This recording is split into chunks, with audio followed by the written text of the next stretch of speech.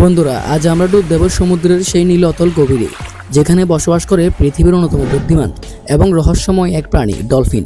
মাছের মতো দেখতে হলেও ডলফিন কিন্তু মোটেও মাছ নয়। এরা স্তন্যপায়ী প্রাণী। মানুষের মতো এরাও ফুসফুসের সাহায্যে শ্বাস নেয় এবং সন্তানদের দুধ খাওয়ায়। কোটি কোটি বছর ধরে ডলফিনরা সমুদ্রের বাস্তু সংস্থানে এক গুরুত্বপূর্ণ ভূমিকা পালন করে আসছে। বিজ্ঞানীরা মনে করেন আজ থেকে প্রায় 5 কোটি বছর আগে ডলফিনের পূর্বপুরুষরা ডাঙ্গায় বসবাস করত। বিবর্তনের ধারায় তারা ধীরে ধীরে জলে মানিয়ে নেয়। ডলফিনের শরীরের গঠন অত্যন্ত চমৎকার। এদের মসৃণ ত্বক এদের জলের নিচে দ্রুত গতিতে চলতে সাহায্য করে। এদের লেজ মাছের মতো ডানে বামে নড়াচড়া করে না, বরং উপরে নিচে নড়াচড়া করে, যা এদেরকে জলের উপর লাফিয়ে উঠতে সাহায্য করে। ডলফিনের কথা বললে প্রথমেই মাথায় আসে এদের বুদ্ধিমত্তার কথা। ডলফিনকে বলা হয় সমুদ্রের মানুষ। এদের মস্তিষ্ক অনেক বড় এবং জটিল। ডলফিনরা একে অপরের সাথে কথা বলার জন্য এক অদ্ভুত সংকেত ব্যবস্থা ব্যবহার করে। তারা বিভিন্ন ধরনের শিস এবং ক্লিক শব্দ তৈরি করে নিজেদের মধ্যে যোগাযোগ রক্ষা করে। মজার ব্যাপার হলো প্রতিটি ডলফিনের নিজস্ব একটি সিগনেচার শিস থাকে, যা দিয়ে তারা একে অপরকে চিনে নিতে পারে।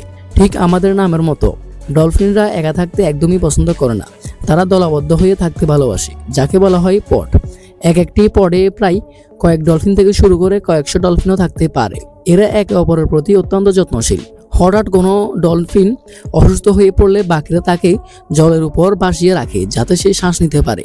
ডলফিনের শিকার করার পদ্ধতি আপনাকে অবাক করে দেবে।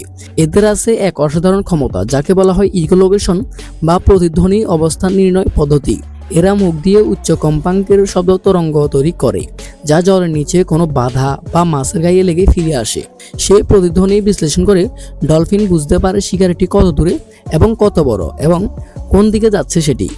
এটি এতটাই নিখুঁত যে ডলফিনরা সম্পূর্ণ অন্ধকারেও অনায়াসে শিকার ধরতে পারে। খাবারের তালিকায় এদের পছন্দ মূলত বিভিন্ন ধরনের মাছ ও স্কুইড।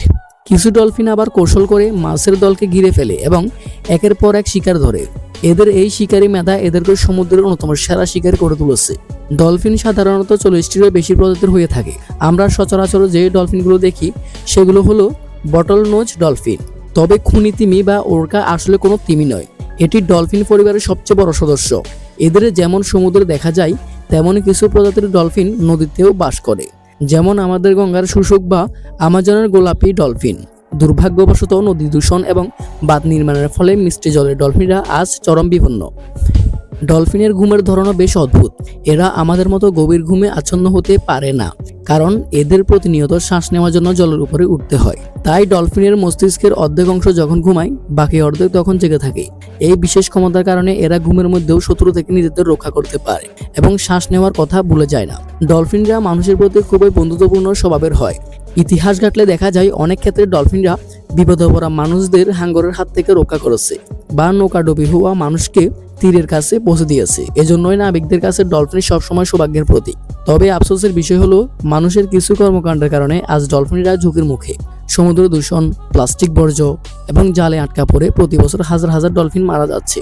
জাহাজের প্রপেলার বা নৌকার শব্দে এদের ইকোলোকেশন সিস্টেমে বিঘ্ন ঘটে, ফলে তারা দিগ্ভ্রান্ত হয়ে পড়ে। ডলফিনরা সমুদ্রের স্বাস্থ্যের নির্দেশক। সমুদ্রে ডলফিন থাকা মানে সেই জল পরিষ্কার ও প্রাণের স্পন্দনে ভরপুর। তাই আমাদের পরিবেশের ভারসাম্য রক্ষার জন্য ডলফিনদের বাঁচিয়ে রাখা আমাদের নৈতিক দায়িত্ব। ডলফিন নিয়ে এই রোমাঞ্চকর তথ্যগুলো জানলে বোঝা যায় প্রকৃতি কত রহস্যময় এবং সুন্দর। এদের রক্ষা করা মানেই আমাদের নিজেদের পৃথিবী রক্ষা করা।